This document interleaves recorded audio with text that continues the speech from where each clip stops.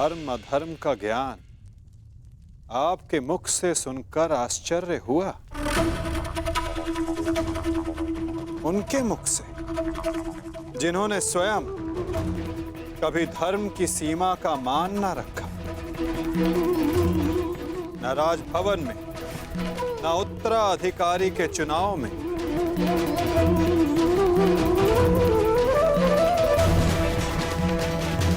न द्यूत क्रीड़ा में, न दूत के सत्कार में। और आप धर्म की बात करते हैं गांधार राज। इनसे और क्या अपेक्षा की जा सकती है माधव? आज तक अधर्म और छल के अतिरिक्त इन्होंने हमें दिया ही क्या है? अब ये मामाश्री का धर्म है, वो ही बताएंगे कि उन्होंने किस और से युद्ध करने का निर्णय लिया है। मेरा भी तो प्रश्न यही है, परंतु कुछ भी कोई भी निर्णय लेने से पूर्व एक बार तनिक सोच लीजिएगा। हाँ? इस बात का स्मरण रखिएगा कि एक राजा का अपने नियम को तोड़ना अशोभनीय, निंदनीय होता है।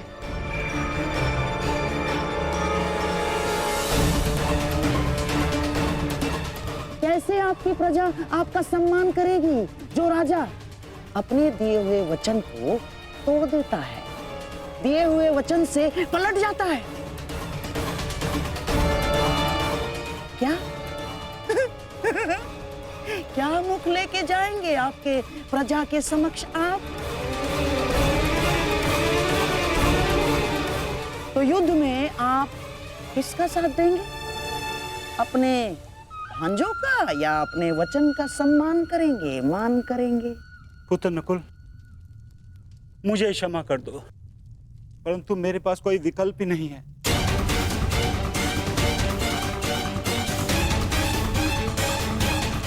मुझे अपने वचन के मान के लिए इन कौरवों का पक्ष चुनना ही होगा।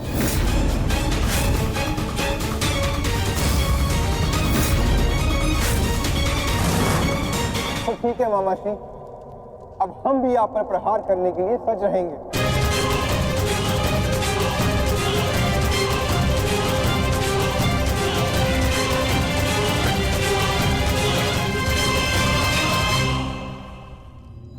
आपको इस निर्णय का गंभीर परिणाम भुगतना होगा, ये मेरी प्रतिज्ञा है।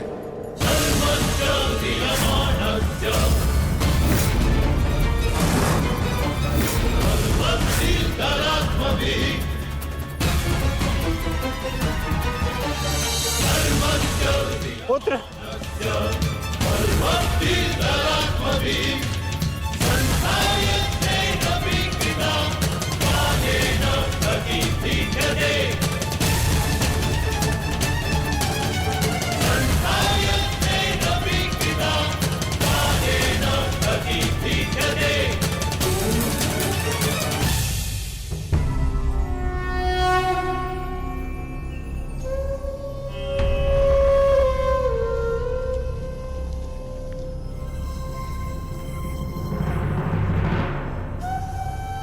चलिए, तू कहां चल दिया? चलिए कृष्ण।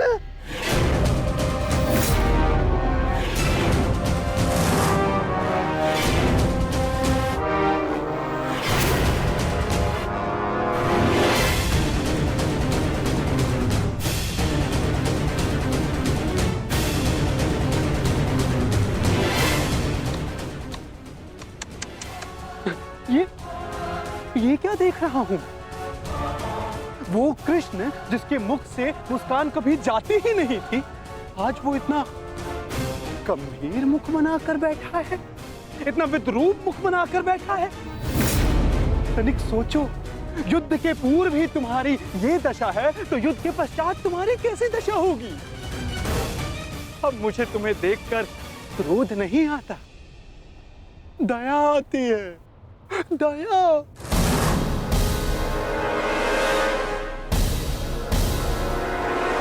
तुम्हारी सेना तुम्हारी नहीं रही, तुम्हारा पुत्र उसने भी तुम्हारा साथ नहीं दिया, तुम्हारा भाई, उसने तुम्हारा पक्ष नहीं चुना, सब कुछ छीन लिया गया तुमसे।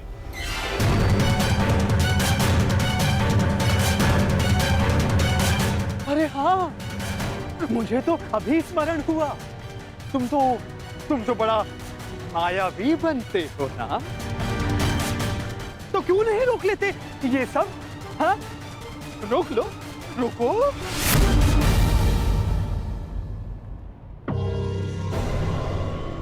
अरे हाँ, विचार करने वाली बात तो ये, जब मैंने तुमसे तुम्हारा सब कुछ छीन लिया, तो तुम उस सुदर्शन चक्र का क्या करोगे?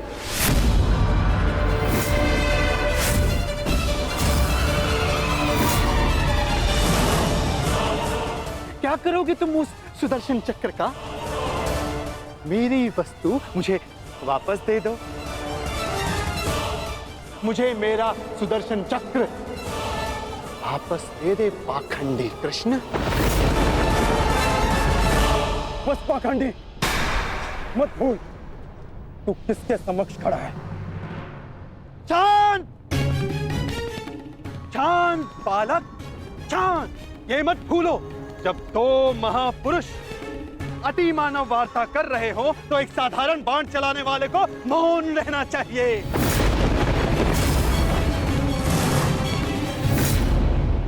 दुष्ट पौंद्रक, मैं आज ये सिद्ध कर देता हूं तू कितना बड़ा अतिमानव है। अरे मूर्ख, तू अपनी तुलना वासुदेव से करता है। यदि साहस है तो आ और आके मुझसे युद्ध कर।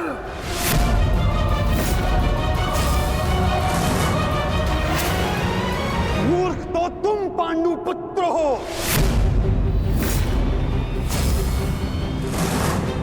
जो ये कभी नहीं समझ पाए कि कोयला कौन है और हीरा कौन, स्वर्ण क्या है और ताम्र क्या है। तुम सब अपनी आंखें खोल के देखो, ये जो तुम्हारे समक्ष खड़ा है ये छलिया है, और मैं ही हूं वास्तविक वासुदेव, पौंद्रक वासुदेव, महाशक्तिमान, महाबलशाली। इस सृष्टि का वास्तविक रचयिता मैं ही हूं।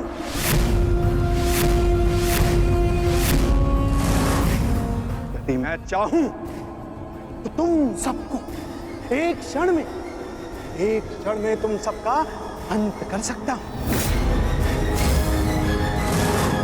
इसलिए मुझे मेरा अस्त्र उठाने के लिए पौंद्रक,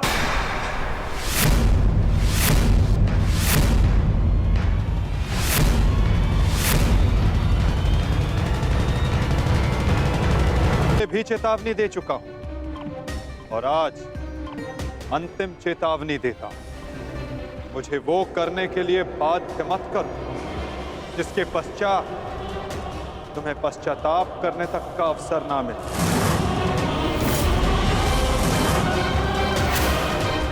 जाओ यहां से पौंद्रक।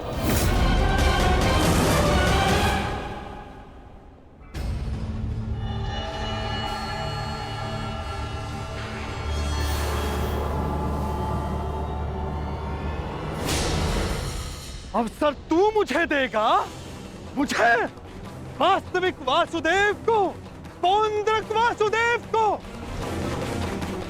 अवसर तो मैं तुझे नहीं दूंगा।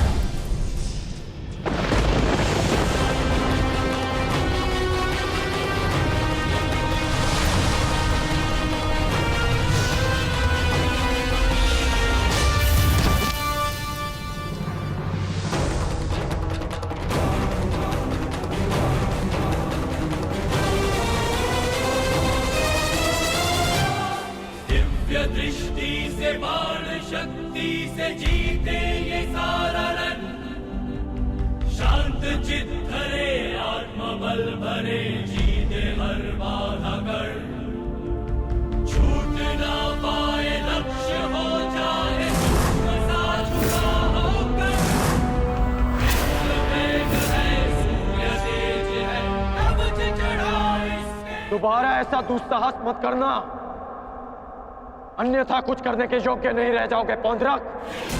मेरे पक्ष में होकर मुझे पर प्रहार करता है मूर्ख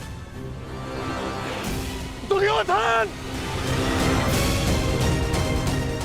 ये तुम्हारा मित्र है या शत्रु? तुम्हें पूर्ण विश्वास तो है ना कि ये हमारे ही पक्ष में है? इस सूत पुत्र मित्र को समझा दो कि मेरे और उस पाखंडी कृष्ण के मध्य आना बंद करे, अन्यथा तुम्हारे मित्र को दुष्परिणाम भुगतना होगा। मित्रकर्ण, पौंड्र को चित कह रहा, तुम हमारे पक्ष में हो। पौंड्र को वासुदेव पर प्रहार करने से क्यों रोका? क्योंकि मैं वीर दुर्जय योद्धा दुर्योधन के पक्ष में हूं। पीठ पीछे वार करने वाले को कायर कहा जाता है, वीर नहीं। और ये कहां का न्याय है मित्र? जहां एक निहत्थे पर पीछे से वार किया जाता है। क्या युद्ध से पूर्व ही हमारे पक्ष के योद्धा युद्ध के नियम भूल गए हैं?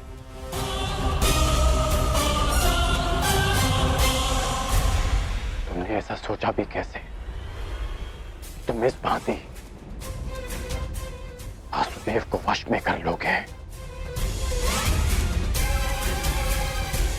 सत्य को पहचानो मित्र, अपने नेत्र खोलो। नेत्र तो तुम्हारे बंद है मित्र। ये छलिया कोई अवतार नहीं है, केवल मायावी। शांति सभा में जो कुछ भी घटित हुआ केवल इस छलिए की माया थी। माया थी वो।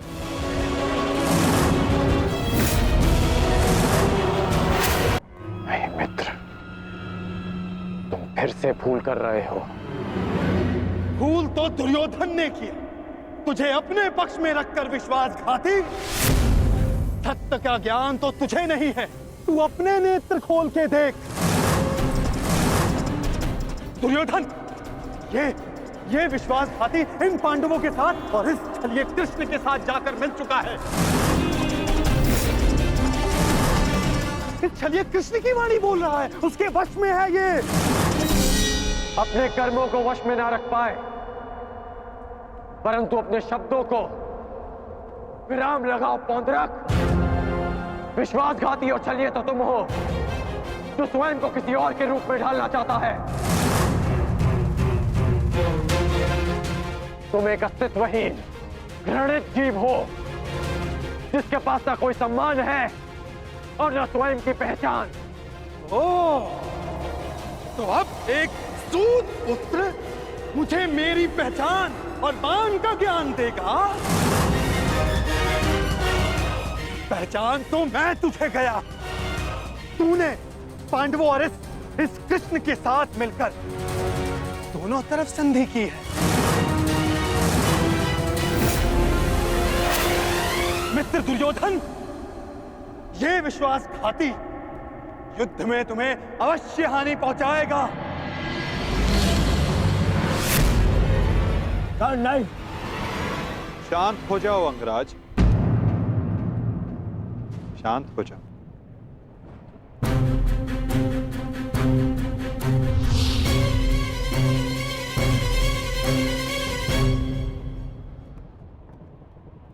उचित ही तो कहा था पौंड्रक ने। आज मेरा हर अपना, मेरा हर संबंधी मेरे विपक्ष में खड़ा है, और अब तो मेरा नाम भी मेरा नहीं रहा, उसे पौंड्रक ने ले लिया। सत्य कहा तुमने पौंड्रक, तुम्हें वो अवश्य मिलना चाहिए जिसके तुम अधिकारी हो।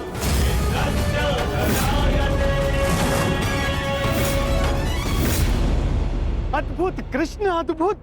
आज प्रथम बार तेरे मुख से सत्य निकला है छलिए। तो अब मुझे वो सुदर्शन चक्र दे दे जिसका वास्तविक अधिकारी मैं हूं। दे मुझे वो सुदर्शन चक्र। ठीक है पौंड्रक, मैं इसी क्षण दोनों पक्षों को साक्षी मानकर तुम्हें वो देता हूं जिस पर तुम अपना अधिकार समझते हो।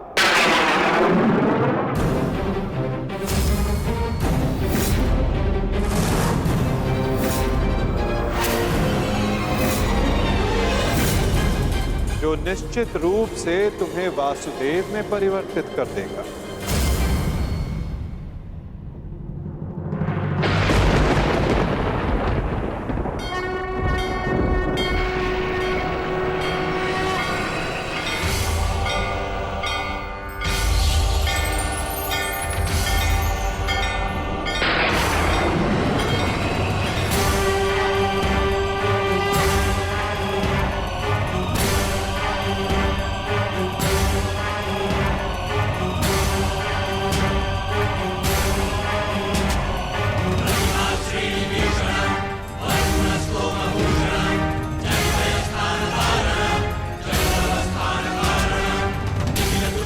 ये लो पौंत्रक, वो अस्त्र जिसका वास्तविक वासुदेव के पास होना अनिवार्य है।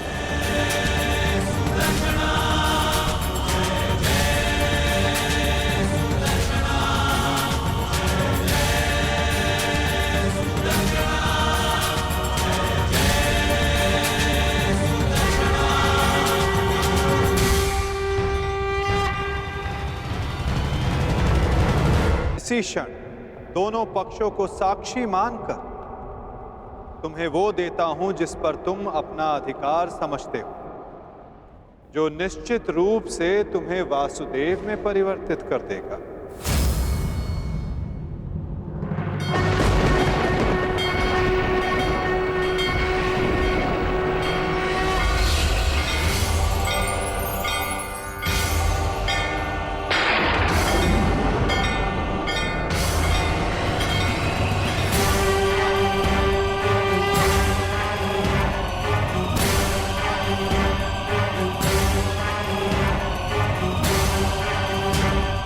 ये लो पौंत्रक, वो अस्त्र जिसका वास्तविक वासुदेव के पास होना अनिवार्य है।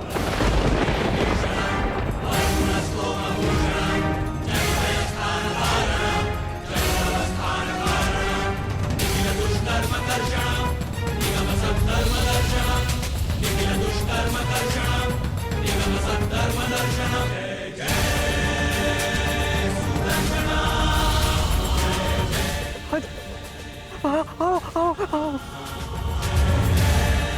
शीघ्र आओ।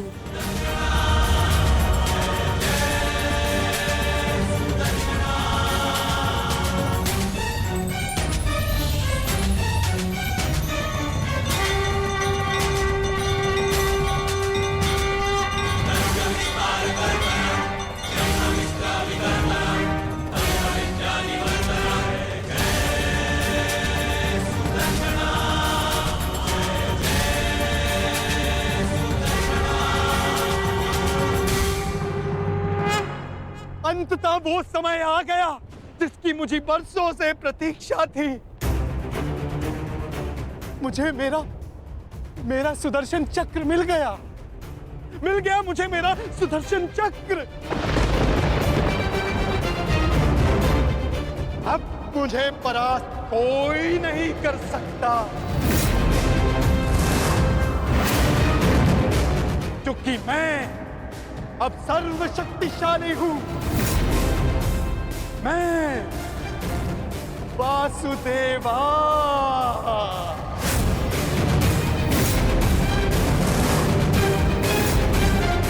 सुदर्शन चक्रधारी पौंड्रक वासुदेव।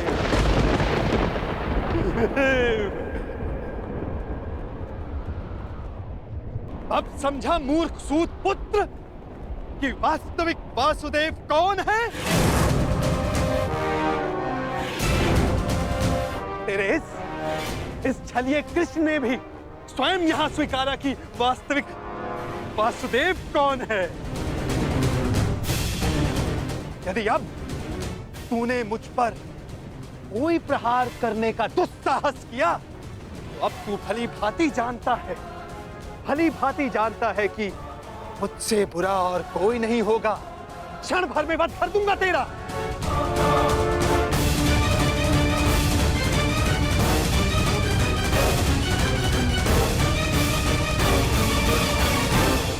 और तुम पांडु पुत्रों, अब तुम देख रहे हो ना कि सुदर्शन चक्र अब किसके हाथों में है? मेरे वास्तविक वासुदेव के हाथों में है ये सुदर्शन चक्र। अब तुम सब मेरी पूजा करो, क्योंकि मैं ही वास्तविक वासुदेव हूं।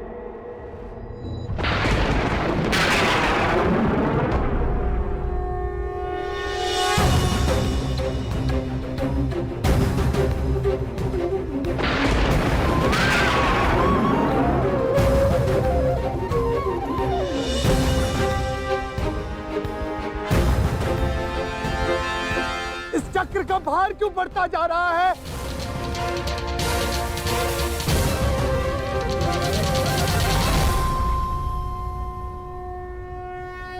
दुर्योधन, ये चक्र भारी होता जा रहा है। ये चक्र मुझे कुचल देगा।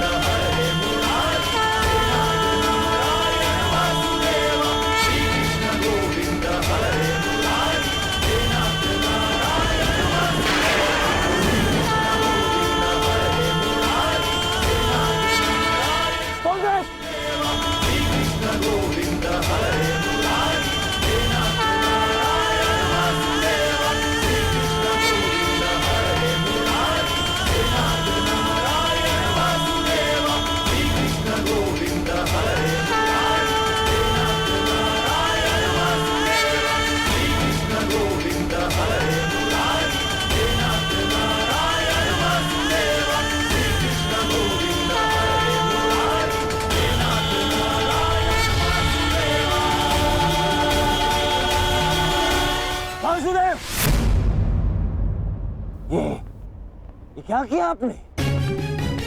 बंद कर दिया, छल किया, फिर से छल किया आपने।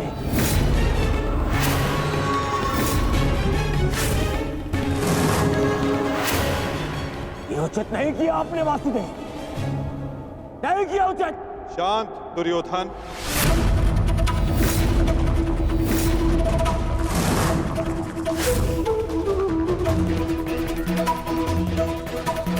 इतना क्रोधित क्यों हो रहे हो गांधारी नंदन? मैंने तो तुम्हारे मित्र को वो दिया जो वो मुझसे मांग रहा था। अब वो उसका भार नहीं सह पाया, ये मेरा दोष नहीं। औंद्रक ने अपनी मृत्यु का आवाहन स्वयं किया था दुर्योधन, और इसके लिए तुम्हें आक्रोश में आने की कोई आवश्यकता नहीं। क्रोध नहीं आएगा, क्रोध आना आवश्यक है। तुम्हें देखकर, इन पांडवों को देखकर, तुम्हारा छल देखकर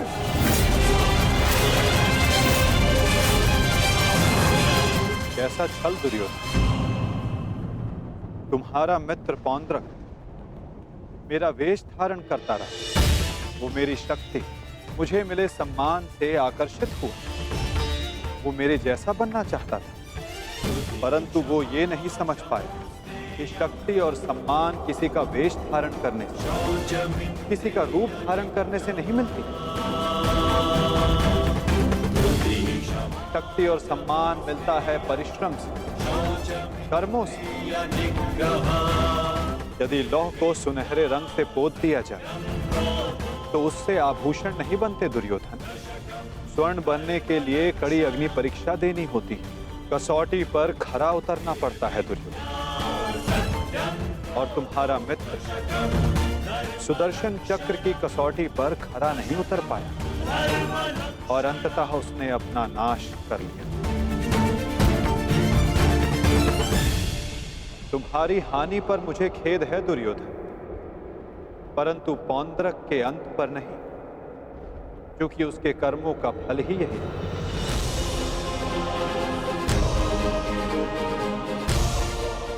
अब आज्ञा दे युवराज।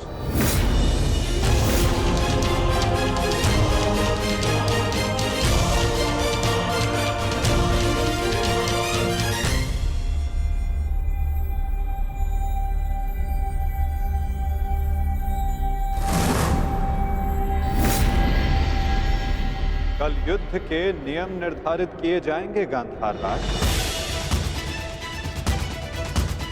जब यूथ क्रीड़ा में नियम निर्धारित किए जा रहे थे तब वहां मैं उपस्थित नहीं था, परंतु इस बार उत्सुक हूं ये जानने के लिए कि इस युद्ध में अपनी विजय के लिए आप क्या नियम बनाएंगे गांधार राज।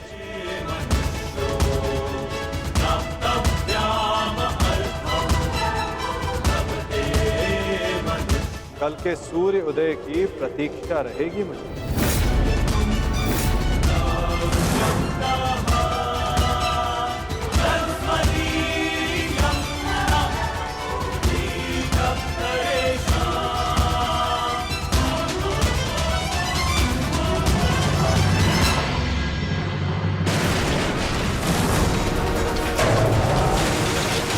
क्या हो गया? ये क्या कर रहे हो तुम?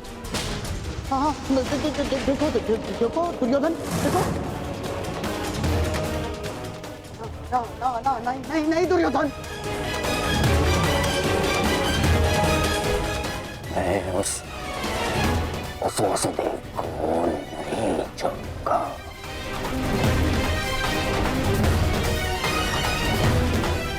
ना दुर्योधन को नहीं छोड़ूंगा। ये क्या कर रहे हो? क्या कर रहे हो तुम दुर्योधन? ईश्वर के लिए शांत हो जाओ। देखो कुछ नहीं होगा, मैं बता रहा हूँ, विश्वास रखो मुझ पर। आप शांत हो जाइए, अन्यथा मैं आपको शांत कर दूंगा। नहीं, देखो दुर्योधन। हाँ, शांत हो जाओ दुर्योधन। देखो तनिक सोचो, पौंड्रक के जाने से हमें कोई हानि नहीं पहुंची है दुर्योधन। इस संसार में हर कोई अपना एक प्रयोजन लेकर आता है और पौंड्रक ने भी यही किया। पौंड्रक का केवल एक ही प्रयोजन था कि वो मद्रराज शल्य को भ्रमित कर दे, और पौंड्रक ने अपने जीवन का प्रयोजन सिद्ध कर दिया है दुर्योधन। अब हमारे पास 11 अक्षौणी सेना है और पांडवों के पास केवल 7 दुर्योधन, केवल 7। अब ये विलाप का समय नहीं है, उत्सव का समय है। उत्सव मनाओ। वो तो ठीक है मामा श्री, परंतु मैं उस वासुदेव का कौतुक भुला नहीं पा रहा हूं।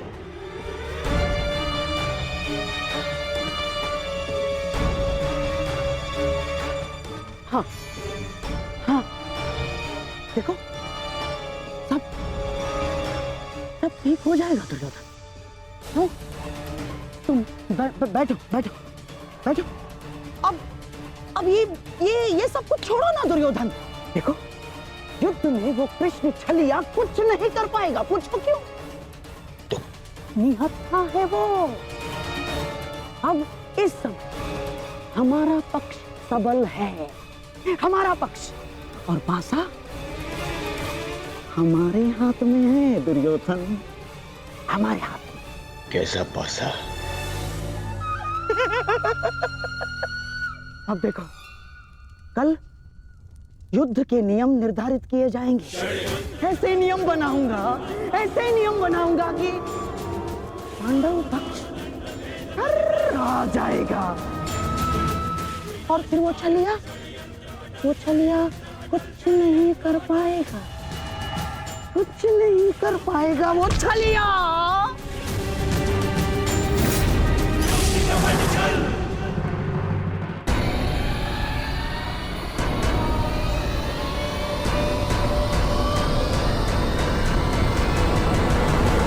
तो सभा में उपस्थित सभी महायोद्धाओं को शकुनी का प्रणिपात स्वीकार हो। जैसे कि हम सब जानते हैं कि हम सभी एक महायुद्ध में भाग लेने जा रहे हैं, परंतु बड़े खेद के साथ एक बात सूचित करना चाहूंगा इस सभा में। जैसे कि हम पर, अर्थात कौरवों पर हमेशा से, सदा से लांछन लगते आ रहे हैं, आरोप लगते आ रहे हैं कि हम छल करते हैं, हम कुचक्र करते हैं, हम षड्यंत्र रचते हैं, है ना वासुदेव? चाहे वो युद्ध हो या द्यूत। इसीलिए आपके मन से वो भ्रम निकालने के लिए इस खुली सभा का आवाहन किया गया है। तो वासुदेव, क्या आपकी अनुमति है? एक चतुर गुरु जब गुरुकुल से कुछ समय के लिए बाहर जाए तो वो आश्रम के सबसे योग्य शिष्य को उसका उत्तरदायित्व कभी नहीं देता। वो आश्रम के सबसे नटखट शिष्य को ही इसका उत्तरदायित्व सौंपता है। क्योंकि जब बिलाव को माखन की रखवाली के लिए स्वयं बिठा दिया जाए तो किसका साहस कि वो माखन चुरा सके। अर्थात आपको भी अनुमति अवश्य है गांधार राज।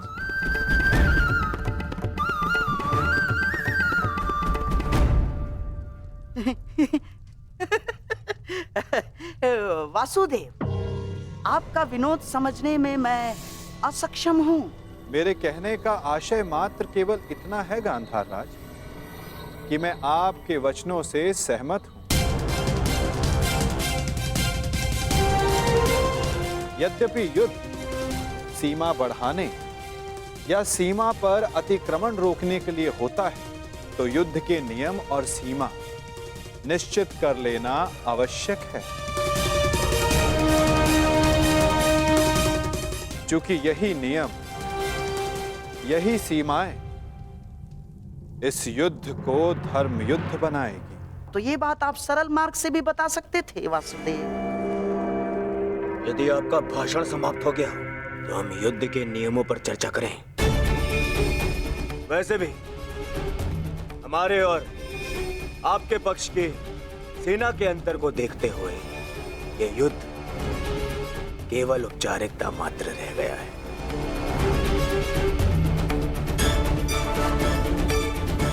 नियम बने या ना बने, हमारी विजय निश्चित है।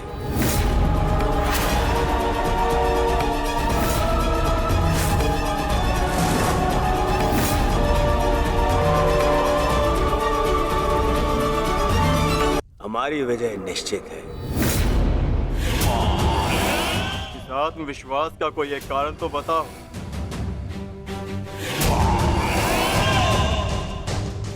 खाता दुर्योधन, एक नहीं, दो नहीं, तीन कारण बताता हूं।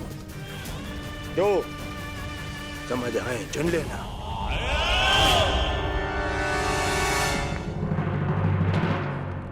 पहला कारण, पितामह भीष्म जिन्हें इच्छा मृत्यु का वरदान है।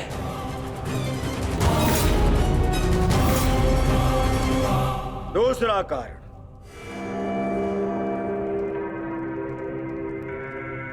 आचार्य द्रोण जिन्होंने तुम पांडवों को शस्त्र संधान की शिक्षा दी।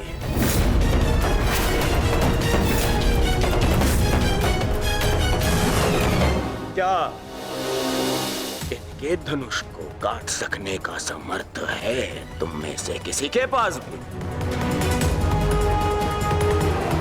इनका समर्थन भी मेरे पास में। तीसरा कारण,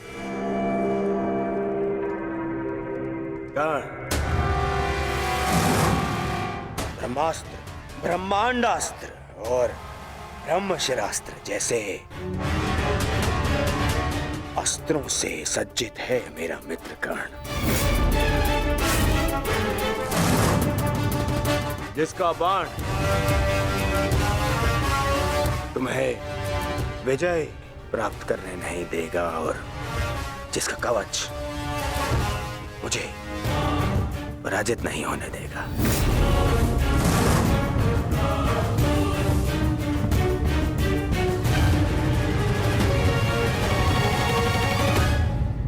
इसके अतिरिक्त मामा शकुनी,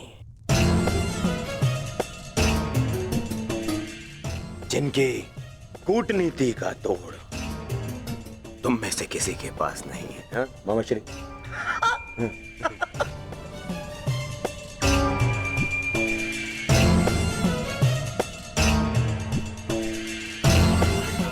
मद्रराज शैल्य, नारायणी सेना, अब अरे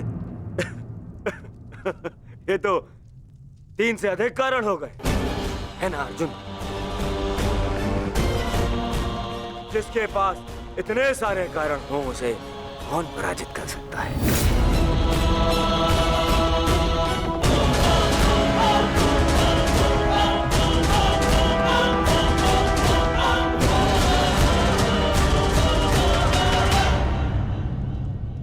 विजय और पराजय का निर्णय तो युद्ध के अंतिम दिन होगा हस्तिनापुर युवराज। नियम तो केवल युद्ध का मार्गदर्शन करते हैं। अंत में कौन कितनी सीमा में रहता है और किसे सीमा तोड़ने का दंड मिलेगा, ये तो समय ही बताएगा।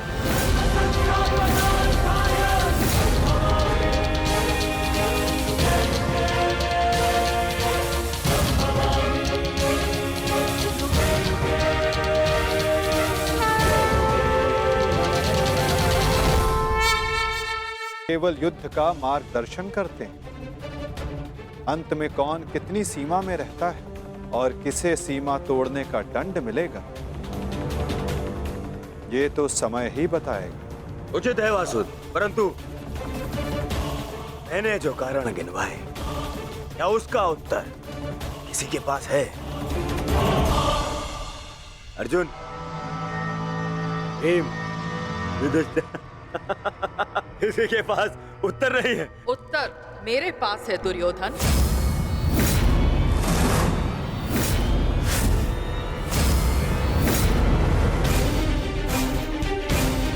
मैं नया जन्म लेके आऊंगी भीष्म, तुमसे प्रतिशोध पूर्ण करने। देवी अंबा, प्रतीत होता है गांधारी नंदन युद्ध को भी युद्ध समझ बैठे हैं। युद्ध के पासे भले ही किसी एक के संकेत पे पड़ते हो, परंतु युद्ध के पासे कभी भी पलट सकते हैं। उत्तम विचार द्रुपद नंदिनी, परंतु एक बात समझ में नहीं आई। आप यहाँ क्या कर रही हैं? यहाँ युद्ध के नियम बन रहे हैं, आभूषण नहीं। मेरे आभूषण मेरे अस्त्र है गांधार नरेश। रहा आपके प्रश्नों का उत्तर कुमार दुर्योधन, तो मैं आपको बता दूं कि पांडव पक्ष में आपके हर योद्धा की काट है। तुम्हारे कवच कुंडलधारी मित्र कर्ण का उत्तर है द्रोण शिष्य पशुपतास्त्रधारी कौन्तेय अर्जुन। आपकी अगली सुरक्षा पंक्ति आचार्य द्रोण। तो कदाचित आप भूल रहे हो तो मैं आपको स्मरण करा दूं कि मेरे भाई धृष्टद्युम्न का जन्म द्रोण का वध करने के लिए हुआ है। रही बात आपके प्रिय मामाश्री की, नारायणी सेना की, तो मैं आपको बता दूं स्वयं नारायण पांडवों के मार्गदर्शक है।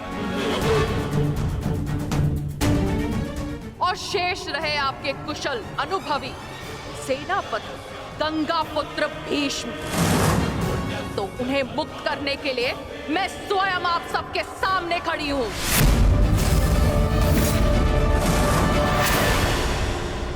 महाबली भीष्म को संसार भीषण से भीषण अपनी प्रतिज्ञा से जानते हैं, तो उन्हें यह प्रतिज्ञा भी निभानी होगी कि वो मेरे सामने शस्त्र नहीं उठाएंगे। तो कौरव दल स्वागत कीजिए पांडव पक्ष के सेनापति वीरांगना शिखंडिनी का।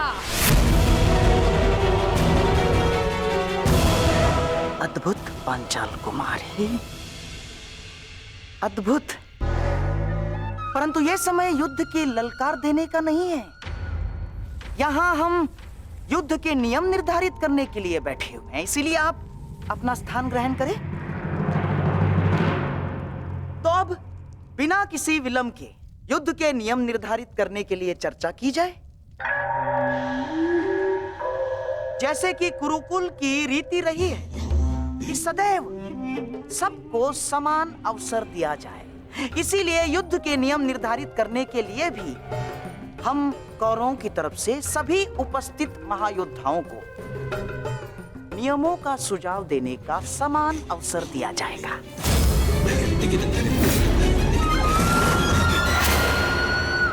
और हाँ, मैं ये जानता हूं कि पांडव पक्ष मामा श्री शकुनी का मुख अधिक समय तक नहीं देख सकते, इसीलिए मैं अपना सुझाव आरंभ में ही दे देता हूं। समस्त आर्यव्रत में युद्ध चाहे जितने भी दिन चले, परंतु आरंभ सूर्योदय से होता है और सूर्यास्त होते ही युद्ध भी थम जाता है। परंतु इस बार नियम में एक छोटा सा परिवर्तन होगा। सूर्यास्त के पश्चात भी युद्ध पर विराम नहीं लगेगा,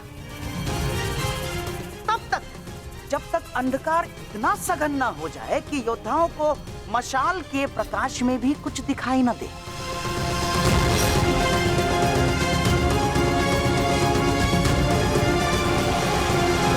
स्वीकार है, परंतु स्मरण रहे मामाश्री, यह नियम सब पर प्रभावी होगा। जब तक अंधकार में मैं देखने में असक्षम न हो जाऊं, मैं प्रहार करता रहूंगा। और स्मरण तो आपको है कि अंधकार में भी अर्जुन अपने लक्ष्य से कभी नहीं चूकता। मेरा भी एक सुझाव है। युद्ध में घायल या लड़ने में असमर्थ या निरस्त्र हुए योद्धा पर विपक्षी प्रहार नहीं करेगा।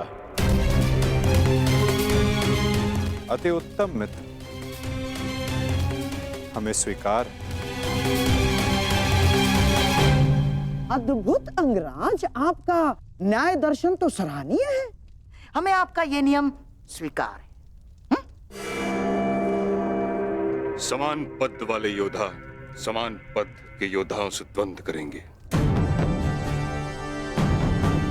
रथी रथी से द्वंद्व करेंगे, महारथी महारथी से द्वंद्व करेंगे, अश्वरोही से अश्वरोही द्वंद्व करेंगे और गजरोही से गजरोही द्वंद्व करेंगे। एक योद्धा केवल एक योद्धा से युद्ध करेगा। गुट बनाकर कोई भी किसी एक पर आक्रमण नहीं करेगा, किसी के पीठ पीछे कोई प्रहार नहीं करेगा।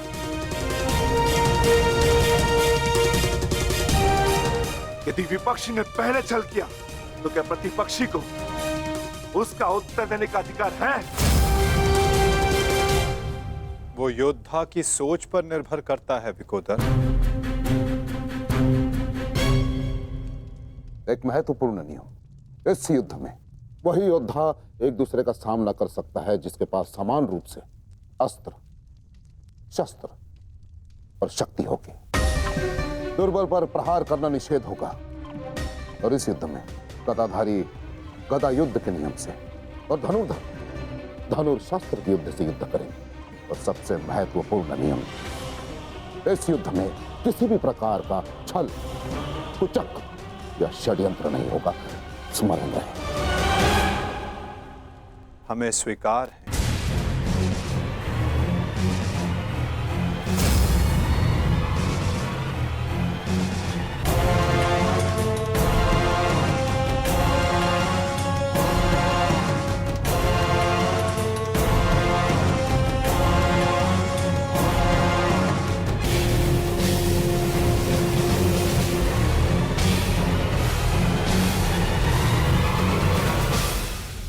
के सारे नियम निर्धारित हो चुके हैं, परंतु अभी भी पांडव पक्ष से मुझे एक छोटी सी समस्या है।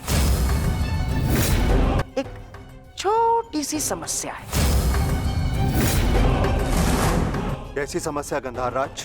धर्मराज, ना अर्थात ये युद्ध समान पद, बल, शक्ति और हम पुरुषों के मध्य हो रहा है, तो आपके दल में एक स्त्री क्या कर रही है?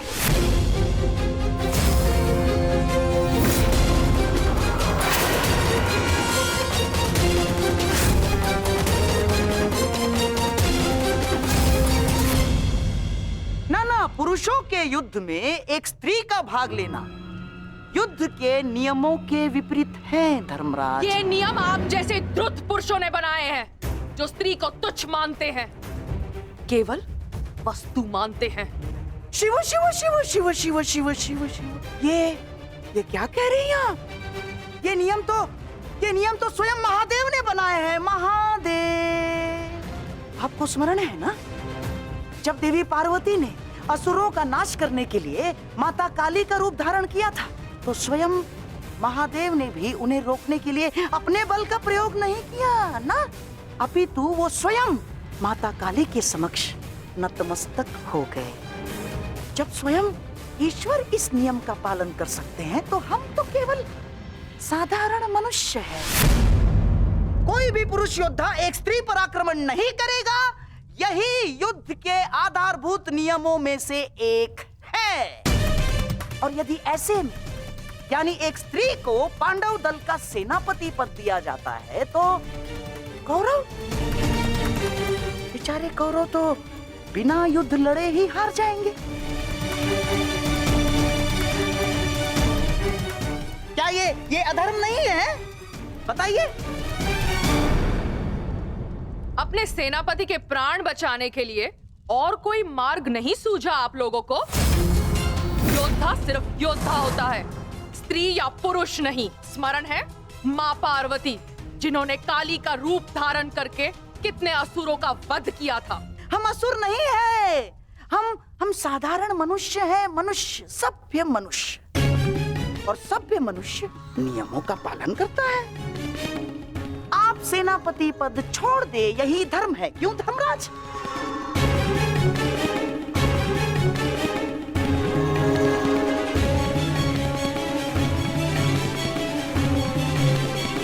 हाँ, तो सबके समक्ष युद्ध के सभी नियम निर्धारित हो चुके हैं। हाँ, परंतु अभी भी किसी के मन में शंका कुशंका हो तो यहाँ अपने विचार प्रकट कर सकते हैं।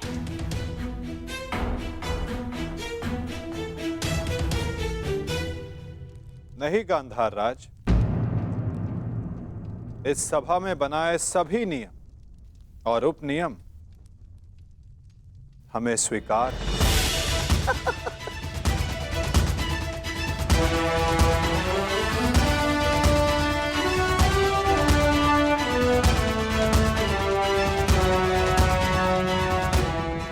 प्रणिपात।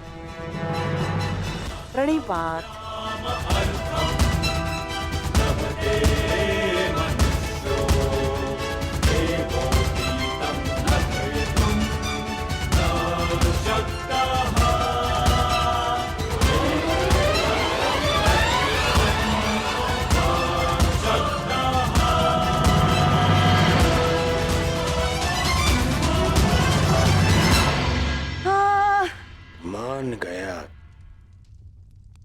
मान गया क्या रणनीति थी मामाश्री। आपकी रणनीति को मैं मान गया मामाश्री। आपकी रणनीति का उत्तर तो आज कृष्ण के पास भी नहीं था। पूरी युद्ध की व्यूरचना ही बदल दी आपने साधु। साधु, परंतु सुनो, अब ये साधुवाद देने में समय व्यर्थ ना करो दुर्योधन। हमें केवल ये युद्ध आरंभ ही नहीं करना है, अपितु इस युद्ध को जीतना भी है। और युद्ध में विजय प्राप्त करने के लिए अनुकूल परिस्थितियां बनानी पड़ती हैं।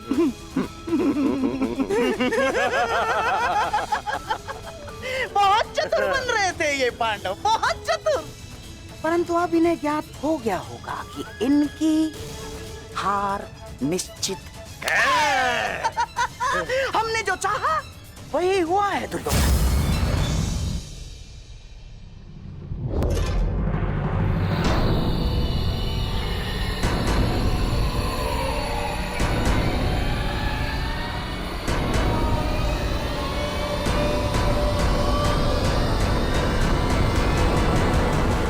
दी ना अपनी कायरता गंगा पुत्र।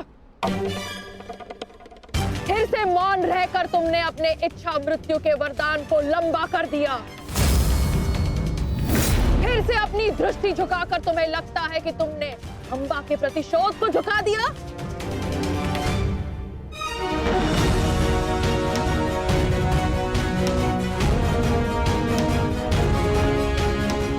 आज सिद्ध कर दिया तुमने कि जब अपने प्राणों का प्रश्न आएगा तो गंगा का बेटा भी अधर्म का मार्ग चुन सकता है। ये आशा तो मां गंगा को भी आपसे ना होगी। ना मैंने नियम बनाए हैं, ना मैं कायर हूं और ना ही अधर्म के मार्ग पर।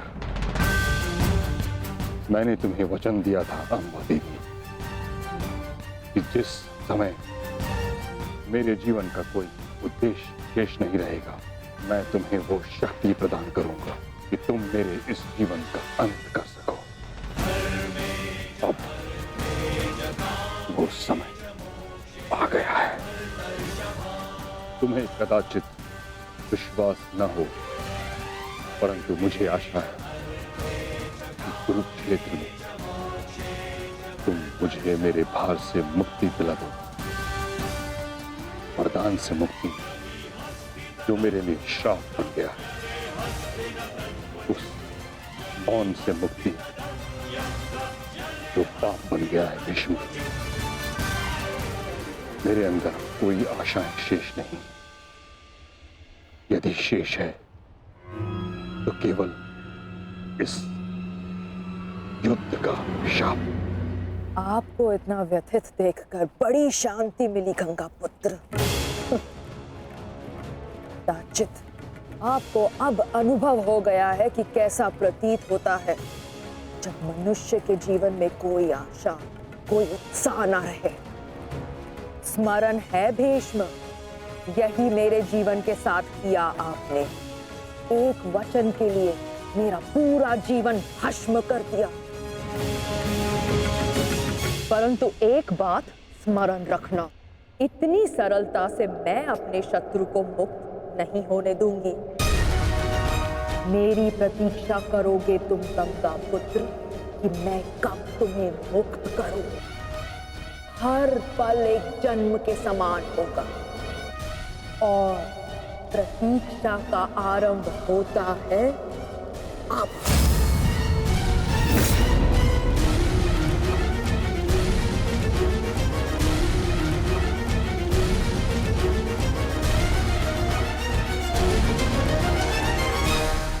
मैं उन्हें नहीं छोड़ूंगा जेस, उन्होंने हमारे साथ छल किया है।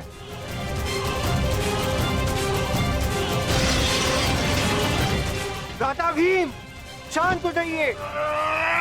ठहरो भीम, ये मेरा आदेश है।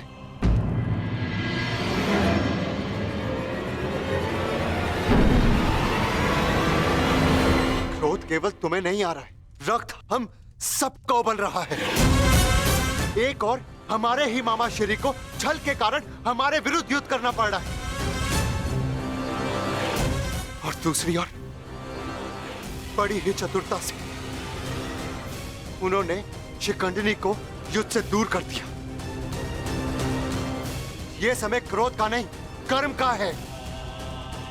इस समय कौरव सेना के पास 11 अक्षनी सेना है और हमारे पास केवल 7।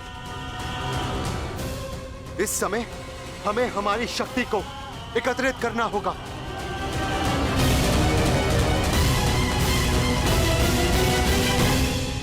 वासुदेव, क्या हम कभी भी कौरवों से न्याय की आशा नहीं रख सकते? गांधार राज और दुर्योधन से तो हम न्याय की आशा नहीं रख सकते,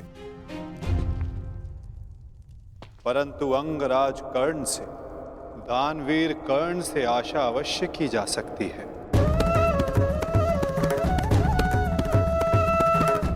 कि वो युद्ध में न्याय का पालन करेंगे, अपने वचन दान का मान रखेंगे।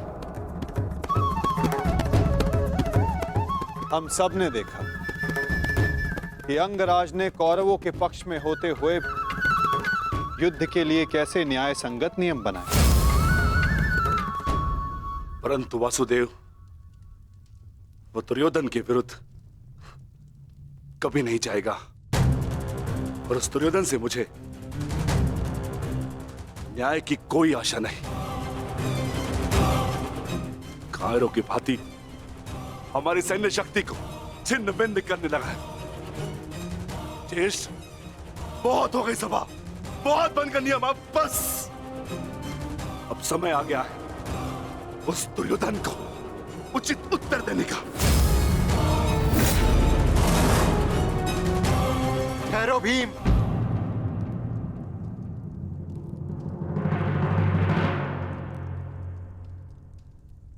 युद्ध का समय अभी नहीं हुआ है अनुज। ज्येष्ठ, मैं तो केवल आपकी आज्ञा का पालन करने जा रहा हूं। आपने तो कहा था ना कि ये समय अपनी शक्ति एकत्रित करने का है, तो बस मैं वही करने जा रहा हूं। मैं अपने पूरे परिवार को इस महायुद्ध में सम्मिलित करने जा रहा हूं। मैं अपने पुत्र महाकाय घटोत्कच और उसके साथी राक्षसों, वीरों को अपनी सेना में सम्मिलित करने जा रहा हूं।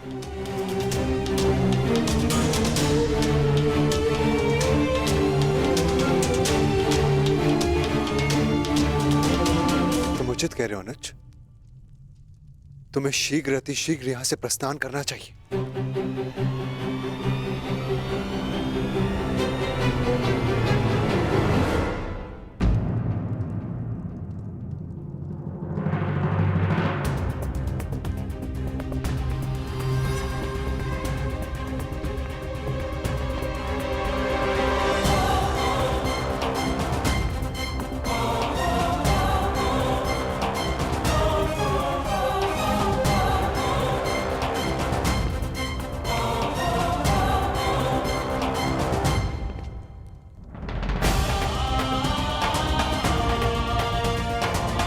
मुझे आज्ञा दीजिए ज्येष्ठ,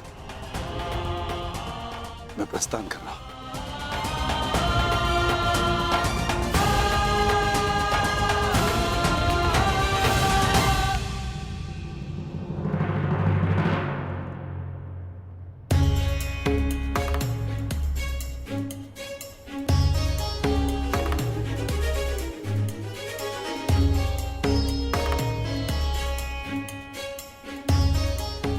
प्रणिपात वासुदेव। मैं अपने पुत्र को लेने जा रहा हूं, आशीष दीजिए।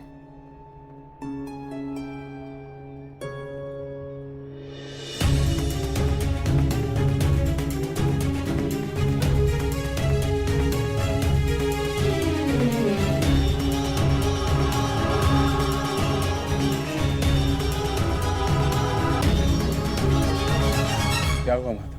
आप अचानक बाहर क्यों आ गए? और आप इतने विचलित क्यों?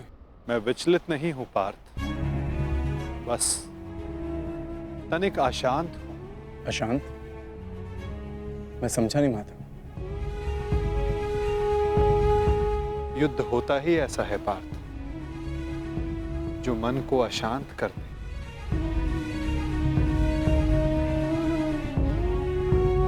समय एक बहती धारा के समान होता है पार्थ। धारा का स्वर हमारे मन को आनंदित करता है, परंतु ये आवश्यक नहीं कि उस धारा का स्वर सदैव हमारे मन को आनंदित ही करे, उसे विचलित ना करे। फिर ये विचलन क्यों माता?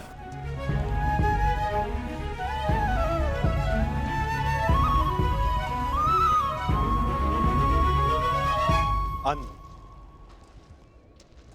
सागर में जब तरंग उठती है तो वो उत्साह से भरी होती है पार्थ, और जब वही तरंग गिरकर अपना अस्तित्व खो बैठती है तब मन विचलित हो जाता है।